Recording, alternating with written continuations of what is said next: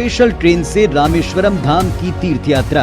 आज ही अपनी seat book कराएं tripurayatra.com पर।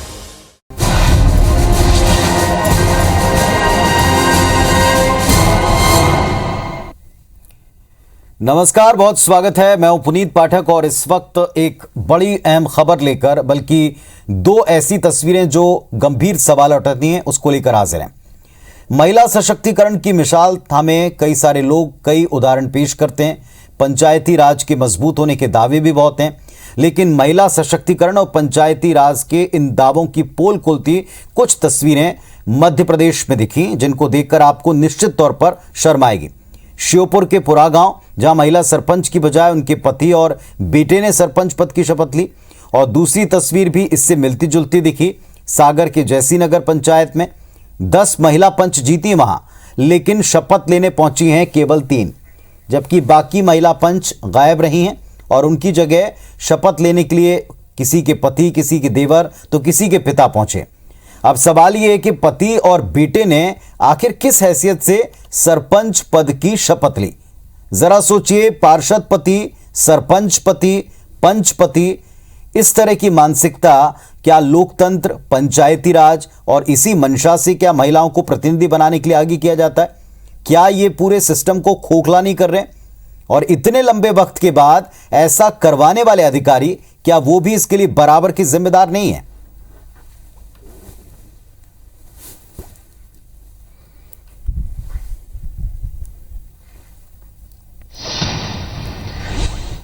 वैसे हाल ही में आपने OTT प्लेटफॉर्म के ऊपर एक सीरीज आई थी, वेब सीरीज पंचायत, आपने देखी होगी। एक सीन भी आपको निश्चित तौर पर उसमें याद आता होगा, जिसमें महिला सरपंच की बजाय उनके पतिदेव यानी कि सरपंच पति ध्वजारोहण करते हैं और कलेक्टर वहां आती हैं और इंस्पेक्शन करती हैं। वो सीन तो नकली था, वो सीन जाहिर तौर पर कहीं ना कहीं से प्रेरित रहा होगा। ये वेब सीरीज पंचायत, इसकी शूटिंग मध्य प्रदेश में हुई है। उसी मध्य प्रदेश में यहां ये रियल में भी नजर आता है कि जहां पति की भूमिका किसी भी जनप्रतिनिधि से बढ़कर है। श्योपुर जिले के पुरा पंचायत में नवनिर्वाचित पंचों और सरपंच का शपथ ग्रहण समारोह आयोजित हुआ, लेकिन नवनिर्वाचित सरपंच सुनीता शर्मा एक तरफ चुपचाप खड़ी रहीं और शपथ लेते दिखे उनके पति और बेटे। इस पूरे वाक्य के बाद ग्रामीण भड़क गए, आक्रोशित हो गए, शिकायत हुई और मामला आगे उच्च अधिकारियों तक पहुंचाया गया। भाजपा शासन में लोगों ने संविधान को मजाक बना के रखा है। महिला सरपंच दर्शकों की तरह खड़ी हुई है, उनका पति और पुत्र संविधान की शपथ ले रहा है। यह एक निंदनीय घटना है। तो एक तो आपने देखा श्योपुर के पुरा गांव में कि जहां पति और बेटे शपथ ले रहे हैं और जो चुनी गई सरपंच है वो चुपचाप एक साइड एक कोने में खड़ी हैं। अब वो कैसे तो निर्णय लेंगी और कैसे आगे अपने इलाके को संभालेंगी जहां की जनता ने उनको चुना। एक तरीके से पूरे चुनाव पर ही यहां प्रश्न चिन्ह लग गया। श्योपुर की तस्वीर जो आपने देखी, कुछ ऐसा ही वाकया सागर में भी दिखा। यहां जैसी नगर पंचायत में गुरुवार को नवनिर्वाचित पंचों और सरपंचों का शपथ ग्रहण था। इस पंचायत में कुल 20 पंच हैं, जिनमें से 10 महिला पंच निर्वाचित हुई हैं, लेकिन जब उनको शपथ लेने की बारी आई तो 10 में से केवल 3 पहुंची। बाकी की 7 महिला पंचों की बजाय वहां भी किसी के पति ने, किसी के भाई ने तो किसी के देवर ने वहां जाकर शपथ ली है। पंचायत सचिव ने जब इस पर सवाल उठा, जब इस पर विरोध हुआ तो बड़ी अटपटी सी सफाई दी। वो ये कहते हैं कि ये चूंकि पहला सम्मेलन था, इसमें कोई दिक्कत ना खड़ी हो जाए, इस वजह से उन्होंने महिला पंचों के प्रतिनिधियों को शपथ दिला दी। मामला जिला प्रशासन के कानों तक पहुंचा, शिकायत भी हुई तो जिला पंचायत सीईओ ने कार्रवाई की। पंचायत सचिव आशाराम साहू को इस मामले में सस्पेंड किया। शपथ अभी 3 महिलाओं ने ली है, बाकी महिलाएं अति आवश्यक कार्य आ जाने का उनके प्रतिनिधि पति उपस्थित हुए हैं। ऐसा संविधान में उल्लेख है क्या पति शपथ ले सकते हैं इतने गंभीर मामले को लेकर? अपन ने बार बार सूचना दी है, बार बार हमारे सरपंच साहब, उप सरपंच साहब ने प्रयास भी किया है आने का, तो वो आने की बोल रहे हैं और नहीं आए।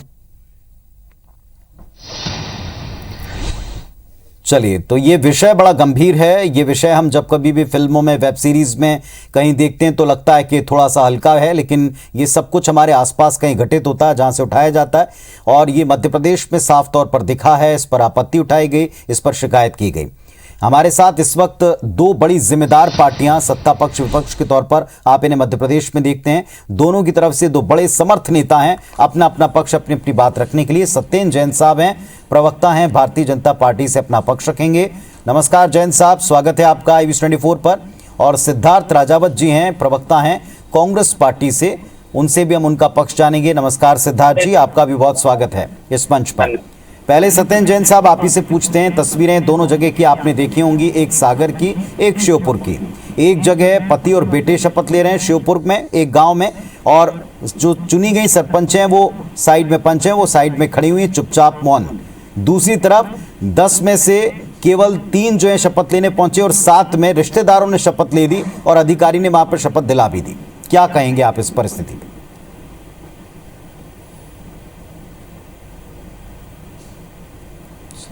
नमस्कार जी। सर्वप्रथम IVC24 channel, IVC news 24 channel के समस्त व्यूअर्स के लिए नमस्कार है, अभिवादन है, और आपकी सारी टीम को अभिवादन करता हूं।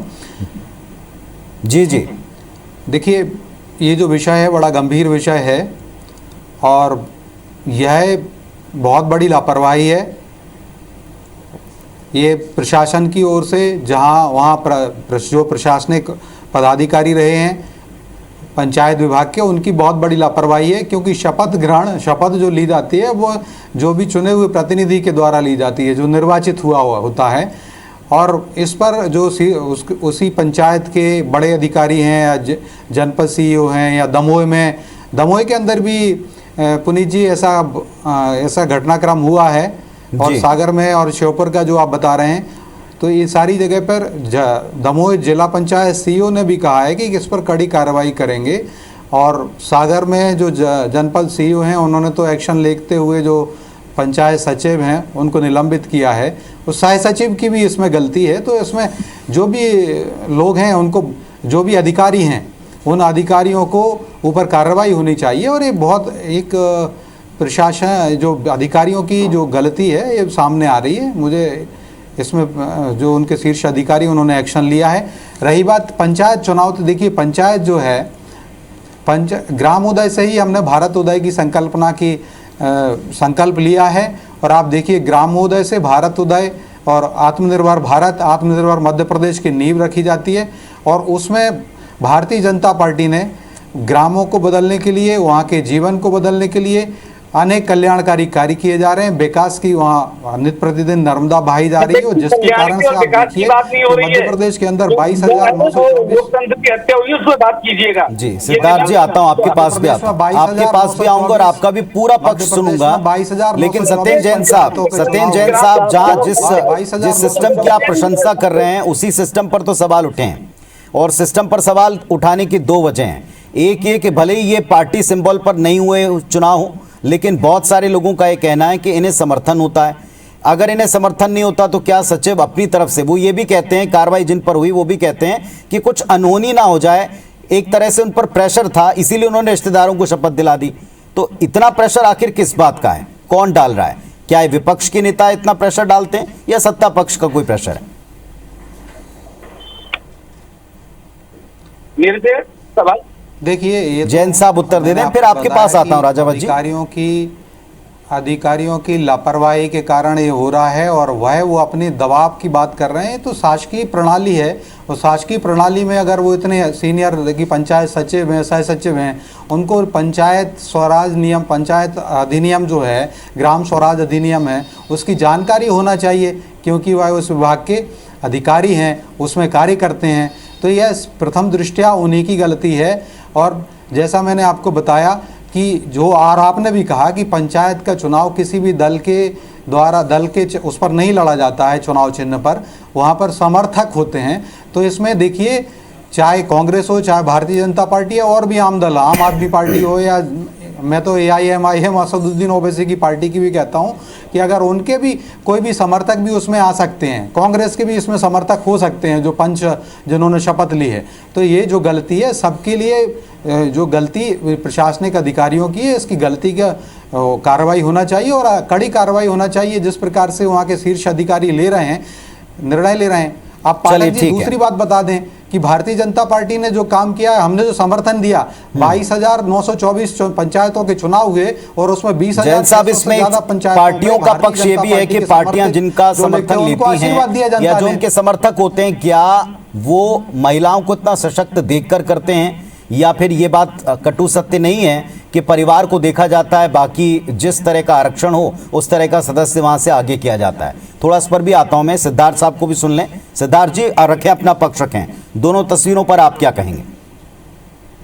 देखिए सर्वप्रथम पुनीत जी मैं आपको बताना चाहूंगा और इसके लिए मैं बड़ा धन्यवाद देता हूं यूपीए गवर्नमेंट का। 2009 में जब हमारे माननीय प्रधानमंत्री मनमोहन सिंह जी थे, तब उन्होंने एक अध्यादेश लाए थे सदन के अंदर कि महिलाओं को 50% उनको उनका हक मिले, हर चीज में हिस्सेदारी 50% हो और स्वयं महिला की हो। और उसी का अनुसरण करते हुए हमारे पूर्व मुख्यमंत्री और प्रदेश अध्यक्ष माननीय कमलनाथ जी ने जब मीटिंग ली थी कार्यकर्ताओं की, उन्होंने स्पष्ट कर दिया था कि मैं ये नहीं सुनना चाहता कि सरपंच पति या पत्नी सरपंच, ये परपंच में नहीं पढ़ना चाहता मैं। मेरे को स्पष्ट रूप में जो महिला कार्यकर्ता होगी मैं उसी को टिकट दूंगा और उसकी प्राथमिकता होगी कि वो खुद जाएगी, स्वयं जाएगी और आत्मनिर्भर होकर जाएगी और शपथ ग्रहण करेगी और फील्ड में जाके चुनाव लड़ेगी। ये नहीं कि आपने फोटो किसी का लगाया और काम कोई और कर रहा है। ये बात माननीय कमलनाथ जी ने स्पष्ट कर दी थी और इसी के देखिए आप, चलिए ये बात तो एक अलग हो गई, पर आप एक अगर आप इस पूरे घटनाक्रम को आप दोहराएंगे, इस पे आप फ्लैशबैक में जाएंगे तो आप देखिए जब से चुनाव चालू हुए और विगत 18 वर्ष से कभी स्वर्णिम मध्य प्रदेश, कभी विकसित मध्य प्रदेश, कभी आत्मनिर्भर मध्य प्रदेश, तीनों बनाने में नाकामयाब रहे। जब जनता ने उनको सत्ता से निकाल के फेंक दिया, पंचायतों में 80% हम लोग जीत कर आए, तो किस प्रकार से आप देखिए रामेश्वर शर्मा भोपाल के अंदर हमारी जिला पंचायत की सदस्य को किस प्रकार से 90 साल की महिला को घसीट के खींच के लेके जा रहे हैं। और एक तरफ है ना दुआई देते हैं, एक तरफ है ना धर्म की बात करते हैं, एक तरफ भ्रष्टाचार की बात करते हैं, एक तरफ महिलाओं के सम्मान की बात करते हैं, इसमें भी ईरानी सिद्धार्थ जी, और एक तरफ सिद्धार्थ जी क्या हम इस बात को पूरी तरह 100% ठोक बजाकर कह सकते हैं कि कांग्रेस पार्टी की तरफ से ऐसा कोई प्रतिनिधि महिला नहीं होगा जो अपना निर्णय लेने में या अपनी शपथ लेने में सक्षम ना हो? क्योंकि अपने समर्थन में हम फिर ये देखते हैं कि दोनों पक्षों में परिवार, उनकी स्ट्रेंथ, उनकी जीत की काबिलियत को देखा जाता है, लेकिन जो व्यक्ति है, कैंडिडेट अगर आरक्षण के तौर पर महिला है या कोई ऐसा सदस्य है जो कि एक्टिव नहीं रहा, उसके ऊपर फिर क्यों भरोसा करती हैं पार्टियां? पुनीत जी मैं बड़े जिम्मेदारी के साथ ये बोलना चाहता हूं आपसे कि हमारे पूर्व मुख्यमंत्री प्रदेश अध्यक्ष माननीय कमलनाथ जी ने स्पष्ट कर दिया था कि मैं टिकट दूंगा तो जो कार्यकर्ता होगी, जो कांग्रेस के लिए प्रति समर्पित होगी और जो फील्ड में काम कर रही होगी उसी को देंगे, किसी भी पुरुष को नहीं दिया जाएगा। हाँ, जहां पर कहीं पे ऑप्शन होता है कि कोई महिला सक्रिय नहीं है, तब उसका सेकंड ऑप्शन में हमने ये बोला था माननीय कमलनाथ जी ने कि हम उसमें भी देखेंगे, उसमें विचार करेंगे, उसमें भी हम कार्यकर्ता या महिला नहीं। पर अब तो ये तस्वीरें सामने आपको लगता है इन तस्वीरों के लिए विपक्ष या कोई कांग्रेस पार्टी जो सबसे पुराना बड़ा दल है ये जिम्मेदार नहीं है? इन तस्वीरों के लिए सिर्फ और सिर्फ आप सरकार को या बीजेपी को दोष देंगे? देखिए अगर समाज के अंदर इस प्रकार का कार्य हो रहा है तो ये स्पष्ट है, चाहे कांग्रेस पार्टी हो, चाहे भारतीय जनता पार्टी हो, चाहे अन्य दल हो, ये लोकतंत्र के लिए एक बहुत बड़ा खतरा है। हमको आगे बैठ के सारी पार्टियों को बैठ के सोचना पड़ेगा। ठीक है, जैन साहब क्या कहेंगे इस पर? बहुत स्पष्टता से कहा है राजावत साहब ने कि कम से कम पार्टियों को भी ध्यान रखना चाहिए इस बात का, और आप चूंकि सत्ता पक्ष में आपकी जिम्मेदारी दोगुनी हो जाती। देखिए पुनीत जी, बिल्कुल भारतीय जनता पार्टी हमेशा महिला सशक्तिकरण की बात करती है और इस प्रकार की जो घटना जो प्रथम दृष्टया रिपोर्ट हुई है, तत्काल सरकार ने उस पर एक्शन लिया है। संबंधित जिला पंचायत अधिकारी जो हैं, जिला पंचायत सीईओ या जनपद सीईओ, उनसे उनको आपको लगता है पर्याप्त उसके बाद कार्रवाई हुई है राजावत साहब? आपने देखा एक्शन लिए गए हैं। और पूर्व मुख्यमंत्री और प्रदेश अध्यक्ष माननीय कमलनाथ जी ने स्पष्ट कर दिया था कि पुलिस पैसा प्रशासन का पूरी तरह से दुरुपयोग कर रहे हैं सत्ता पक्ष के लोग, और ये बात आज चरितार्थ होता हुआ दिख रहा है। आप देखिए किस प्रकार से सागर में लोगों को ले जाके और अपना सीहोर के हमारे जो चुने हुए नुमाइंदे उनको ले जाके गंगा में खड़ा करके जैन साहब उत्तर दे सकते हैं। भैया आपको कोई समस्या है तो आप जो पुनीत जी, अगर कांग्रेस को कोई भी दिक्कत है, कोई समस्या है, तो यह सुप्रीम कोर्ट भी खुला है देश का, लेकिन यह दुख की बात है, धिक्कार के साथ कहना पड़ता है कांग्रेस के लिए कि कांग्रेस अगर सुप्रीम कोर्ट का निर्णय भी नहीं मानती, कांग्रेस संविधान को भी नहीं मानती। हम तो मानते हैं, हमने इंदिरा गांधी के चुनाव को कहा कि इंदिरा गांधी ने चुनाव लड़ा, अवैध लड़ा, फर्जी चुनाव था इंदिरा गांधी का। हम कोर्ट गए, इलाहाबाद हाई कोर्ट गए, इलाहाबाद हाई कोर्ट ने निर्णय दे दिया कि ये जो इंदिरा गांधी का चुनाव था वो अवैध था, फर्जी था। तो देखिए उसके बाद क्या हुआ, देश के अंदर इमरजेंसी लगा दी गई। तो कौन नियमों का, कौन कोर्ट का सम्मान नहीं करता? ये कांग्रेस सम्मान नहीं करती। अगर कांग्रेस को कुछ लगता है कि हमारा कोई चुनाव प्रक्रिया गलत हुई है तो कांग्रेस न्यायालय जा सकती है, माननीय हाई कोर्ट चली जाए, माननीय हाई कोर्ट से संतुष्ट ना हो तो माननीय सुप्रीम कोर्ट जा सकती है, और माननीय सुप्रीम कोर्ट के बाद फिर निर्णय नहीं मानते, ये संसद के बनाए हुए कानून को नहीं मानते, ये बहुत बड़ा धिक्कार की बात है। It is a shame to the whole Congress, it is ये शेम की बात भी है। चलिए सत्येंद्र जी और राजावत साहब, आप दोनों इस विषय की गंभीरता को समझ रहे हैं। इस विषय को उठाकर आप दोनों को बुलाकर चर्चा कराने का मकसद केवल इतना है कि पार्टियों के लिए जीत महत्वपूर्ण होती है, किसी भी चुनाव में होना भी चाहिए, लेकिन क्या पंचायती राज ऐसे सशक्त होगा, क्या अधिकारी इस तरह से अपने कर्तव्यों को पूरा कराएंगे जब ओथ शपथ से ही शुरुआत ऐसे होगी कि परिवार का कोई दूसरा सदस्य शपथ ले रहा है, तो क्या वे निर्णय ले सकती हैं? इस पर भी एक बड़े प्रश्न उठ रहे हैं। हालांकि आगे स्थितियों पर आप दोनों को ही आगे बढ़कर के कदम उठाने हैं और कदम उठाए जाएंगे, इस पर नजर हमारी रहेगी। फिलहाल आप दोनों का शुक्रिया जुड़ने के लिए, अपनी बात रखने के लिए। जय जगत।